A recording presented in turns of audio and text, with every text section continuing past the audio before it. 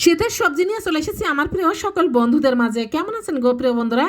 আমি তো আল্লাহর রহমতে অনেক ভালো আছি। তো শীতকাল আমার অনেক বেশি ভালো লাগে, বিভিন্ন ধরনের সবজি পিঠাপুলি এগুলো খাওয়া যায়। তো গরমকালটা আমার একদম পছন্দ নয়। তাছাড়া দেখেন এটা হচ্ছে পেঁয়াজকলি, এই সবজিটা আমার অনেক বেশি পছন্দ। যতদিন এই শীতের মধ্যে পাওয়া যাবে এই পেঁয়াজকলি আর পুঁই শাকের যে ফল পাওয়া যায় সেটা সেটা তো আমরা হচ্ছে সবসময় কিনি।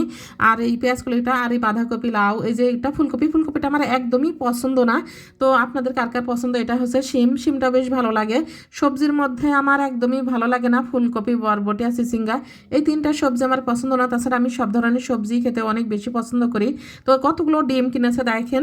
আর ডিম ছাড়া তো আমাদের কারোরই মনে হয় একদমই চলে না। ডিম কিন্তু সব সময় লাগে, সকালে বিকেলে সব সময় ডিমটা লাগে নাস্তার জন্য, ভাজা রান্না। তো দেখেন ডিমগুলো আমি সুন্দর করে বের করে নিলাম। তারপরে যে তেল ছাড়া তো রান্না একদমই হবে না, তো তার জন্য তেল কিনা হয়েছে, অনেকগুলো বাজার করা হয়েছে।